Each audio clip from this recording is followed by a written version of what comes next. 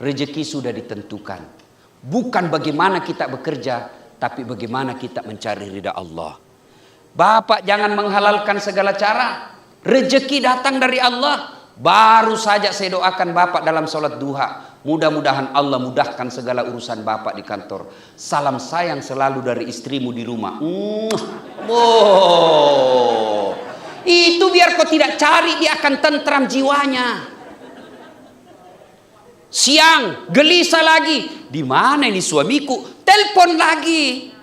Telepon jangan cari, gimana caranya? Pak, nih saya lagi sama cucu, lagi belajar ngaji. Video call ya Pak ya. Nah nih, tenang perasaannya. Sore telepon lagi. Pak, ini saya lagi tadarusan, saya lagi belajar ngaji. Bapak gimana di kantor? Tenang perasaannya. Cuma kan kita bukan begitu telepon kita. Telepon kita di mana kok? Cepat kau pulang. Awas kok kalau kau tidak pulang, ha? Jangan ketawa, saya serius ini.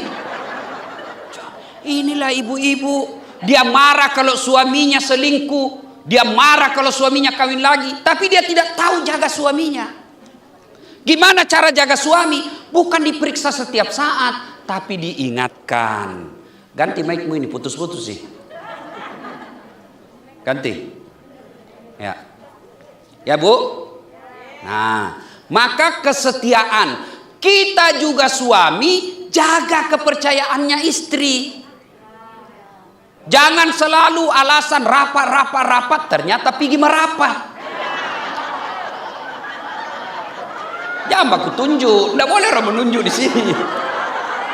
Coba, Dek, ini calon pengantin, ya. Ini Pak Bupati. Waktu menikah kita dulu, coba lihat itu cerita. Sudah sarjana, hidungnya sudah lengkap, telinganya sudah lengkap, ibunya sudah ajari halal haram, ibunya sudah ajari baik dan salah, bapaknya sudah didik dia. Kita terima beres. Berpuluh-puluh tahun dididik orang tuanya. Tiba-tiba kenal laki-laki yang baru 2 bulan.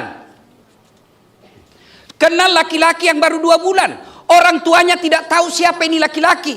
Tapi karena anaknya cinta kepada laki-laki tersebut, apa kata bapaknya? Terserah nak, yang penting kau bahagia. Dia serahkanlah anak gadisnya bulat-bulat. Dan kita nikahi perempuan itu, coba kita lihat. Lillahi ta'ala. Dengar besok akad nikahnya. Saudara, saya nikahkan kau dengan anak gadisku. Tunai karena? Bukan tunai karena Jokowi. Bukan. Tunai karena Allah. Siapa yang kita jadikan jaminan? Allah. Kita ambil anaknya orang. Mereka besarkan, mereka didik, kita terima beres, kita tinggal nikahi. Itu pun cuma bawa duit berapa puluh juta. Bulat-bulat kita ambil anak gadisnya orang. Lalu kita hianati, kita sakiti. Pantas 30 tahun kau cari nafkah tidak bisa lepas dari kredit. Kenapa? Karena kita hianati istri. Coba lihat nih kasihan istri-istri kita nih. Siapa yang buat dia tua? Suaminya. Maka saling menjaga, saling memelihara adalah untuk mempertahankan kesetiaan masing-masing.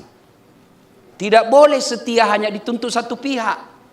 Kemarin beberapa saat yang lalu, 2 hari yang lalu di Bandara Kendari, ada ibu-ibu kasihan jual-jual, usianya sudah hampir 70 tahun, jual-jual Indomie saja. Ustadz, suamiku pencemburu. Bagaimana ini Ustadz? Padahal saya cuma dapat cari kerja di sini. Saya bilang, Ibu, selama suami ridha Ibu cari nafkah, boleh.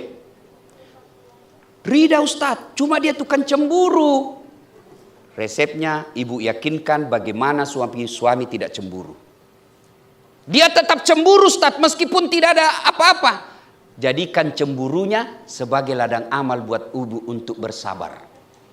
Dia ngomel Ustaz, jadikan dia sabar. Ya, suami juga begitu. Istri pencemburu, cemburu buta. Resep menghadapinya adalah yakinkan saya tidak kemana-mana. Maka saya mamanya cek, saya bilang, ini jadwal acaraku 4 hari saya keluar, lihat ini dari tanggal sekian segini, ini. Jangan lagi telepon saya kalau tidak darurat. Insya Allah saya tidak akan mesum. Insya Allah saya tidak akan kecewakan kamu. Saya bekerja, pergi menyebarkan agama. Kalau kau sabar di rumah, dakwaku, langkah kakiku, capekku jadi amal karena kau ikhlaskan suamimu. Begitu ibu-ibu. Pergi saja Pak, biarkan capek, biarkan lelah. Saya bersabar, sabarku insya Allah jadi amalku nanti di akhirat. Insya Allah tidak ada godaan sudah kalau begitu. Kesetiaan. Yang kedua, karena waktu terbatas. Ekonomi. Adindaku, tidak usah cemas soal ekonomi. Saya tadi masuk rumah, saya bilang, Bade, kalau besar begini rumah sudah takut saya mati. Coba, saya sudah keliling-keliling ceramah Pak, memang jarang rumah sebesar begini. Tentu insya Allah Dinda, kau tidak akan sengsara dari ekonomi. Tidak mungkin dibiarkan Bapak Pak Nurdin Halid sengsara, tidak mungkin. Ya, itu namanya orang tua. Lebih baik dia tidak makan daripada anaknya yang tidak makan. Itu orang tua. Jadi tidak usah cemas soal ekonomi. Lalu masalahnya, apakah uang banyak? Apakah rumah besar begini? Apakah ekonomi yang berkecukupan jaminan rumah tangga bahagia? Kira-kira apakah itu jaminan rumah tangga bahagia? Demi Allah bukan yang banyaknya, demi Allah bukan berlimpahnya, tapi kalau soal ekonomi jaminan kau bahagia rasa cukupnya. Rasa cukupnya. Kalau kaya, banyak duit, rumah mewah, tidak punya rasa cukup, biasanya malah berujung perceraian. Kalau uang banyak membuat rumah tangga tangguh, maka tidak ada rumah orang kaya yang bercerai. Tapi pelajaran kita lihat berapa banyak orang kaya, miliarder, pejabat tinggi, tokoh masyarakat, tidak ada bahagia anak-anaknya. Kenapa? Karena dia tidak pernah merasa cukup. Jadi resep soal ekonomi, rasa cukup. Mana prakteknya? Contoh aja ini ya. Kalau gaji suami cuma 5 juta, sabun mandimu jangan macam-macam. Kan ibu-ibu sekarang modern Pak. Lain sabun mukanya, lain sabun keteknya, lain sabun Nah saya sabun cole aja sudah semua ini sudah satu badan. Lain lagi samponya, lain kondisionernya, lain pelicinnya. Gajinya suamimu 5 juta. Pasti kau menderita. Ya. Ini yang membuat kita miskin. Tidak merasa cukup. Kalau suamimu gajinya cuma 5 juta. Tidak usah kau pakai HP yang 4 kameranya. Kau mau apa 4 kameranya? Nah 1 di suamimu. Kecuali 4 istri ya 4 kameranya. Istri pertama kamera 1, istri kedua kamera 2. Ya cuma 1 istri ngapain 4 kamera? Jangan ketawa, saya serius ini Bu. Mau lagi contoh yang namanya tidak mensyukuri. Ya, tidak pernah merasa cukup. Coba lihat lagi. Gajinya suaminya cuma 5 juta. Lagi merintis dia berumah tangga. Pak, belikan saya kasihan jilbab. Ya namanya suami, ya dibelikanlah jilbab. Sudah punya jilbab, selesai masalahnya. Muncul masalah baru. Pak, masa jilbabku tidak sesuai warnanya tasku? Muncul beli tas. Sudah beli tas, selesai. Nah bilang, masa jilbab sama tas tidak serasi dengan sepatu? Muncul lagi, beli lagi sepatu. Sudah dilengkapi semua. Nah bilang, masa cuma 1 pasang setiap pengantin itu terus saya pakai? Coba. Inilah yang disebut tidak merasa cukup. Rasulullah, Bapak Ibu, itu rumahnya Nabi Bu. Kalau baca kisahnya itu, riwayat hidup Nabi yang dikarang oleh Muhammad Haikal, itu rumahnya Nabi kalau beliau berdiri, kepalanya Nabi tersantuk di langit-langit rumahnya. Kalau beliau sholat tahajud bersama Aisyah, itu kakinya Nabi digili-gili oleh anunya Aisyah. Kenapa? Karena menyentuh kepalanya Aisyah. Begitu kecilnya kamarnya Nabi. Tapi begitu kecil kamarnya, beliau selalu mengucapkan baiti jannati, rumahku laksana surga bagiku. Ada orang mobil melimpah, mobilnya harga miliaran, bukan 1 unit, beberapa unit, kamarnya mewah, tapi kok kenapa tidak pernah kebahagiaan dalam rumah tangga? Kenapa? Karena bukan memang uang yang banyak menjadi kebahagiaan, tapi rasa cukup. Yang ketiga masalah dalam rumah tangga, penyatuan 2 keluarga. Pak Nurdin Halid punya keluarga besar. Calon Baisan punya keluarga besar. Menyatukannya bukan pekerjaan gampang. Untuk menyatukannya ini bukan pekerjaan gampang. Apalagi dua suku yang berbeda. Bugis ketemu Padang. Oh susah itu Pak. Satu Bugis boros, satu Padang irit. Enggak, susah itu ketemunya Pak. Iya? Iya toh? Maka untuk menyatukan dua keluarga ini, apa resepnya? Masalah-masalah dalam rumah tangga ini, apa resepnya? Dasat ada masalahmu, Bapak Nurdin Halid ada masalah. Allah tidak mengatakan Pak Nurdin Halid ada masalah jadi ketua umum Golkar dulu. Tidak. Dasat ada masalahmu kau jadi ketua MUI dulu. Tidak. Allah cuma minta dua. Ista'inu bis-sabri was-salah. Sabar, sabar, sabar. Perbaiki solatmu, saya yang selesaikan masalahmu. Apakah orang solat tidak ada masalahnya? Ada masalahnya. Cuma kalau dia solat, Allah yang bantu selesaikan. Kalau Allah yang bantu selesaikan, kecil punya anak. Mana bisa punya anak sudah tua istrinya, itu kata kita. Tapi kalau Allah yang mau, kecil buat Allah. Mana bisa pergi haji, dia cuma pegawai honor, itu kata manusia. Kalau Allah dia kasih jalan. Orang yang sholat dalam rumah tangganya bukan tidak ada masalahnya, ada juga masalahnya, cuma Allah yang bantu selesaikan masalahnya. Apa resepnya menghadapi masalah rumah tangga? Ilmu pertama sabar. Tidak adalah kalah ilmu sabar. Biar dia profesor doktor, biar dia pengusaha sukses, biar dia tinggi jabatannya, tapi kalau tidak punya kesabaran, rumah tangganya tidak akan bahagia. Dapat istri tukang ngomel, tidak ada kalah ilmu sabar. Sabar. Karena memang begitu perempuan. Dijelaskan satu, tangkisannya 10. Begitu memang fitrahnya perempuan, ngoceh. Karena kalau dia tidak pernah ngoceh, perlu bawa konsultasi. Ada kelainan itu kalau ada perempuan tidak suka ngoceh. Memang sudah begitu fitrahnya. Maka Nabi katakan, itu perempuan gampang sekali masuk surga. Kalau dia mampu kendalikan mulutnya, gampang dia masuk surga. Maka rumus menghadapi, adek nanti dapat istri, rumus menghadapi kalau istri ngomel, sabar. Bagaimana itu sabar? Diam. Apalagi kalau dia sudah bilang pokoknya, diam aku saja. Tidak masuk media kalnya itu, diam saja.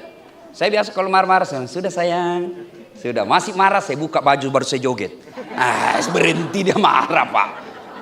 Tapi kalau ego masuk, saya yang anak bangsawan, saya yang kaya, saya yang pejabat, saya yang punya duit, dia saya ingat, saya ambil gini, nasa ngogi, witokmu iko, witte mau pendre derajatmu, tiba-tiba kau mengatur saya. Oh setan itu sudah ngomong begitu. Maka ngomelnya dia, jadikan ladang amal buat sabar. Begitu juga ibu. Kalau suami tukang marah, suami kasar ngomong, jadikan kasarnya sebagai amal. Gimana caranya? Sabar.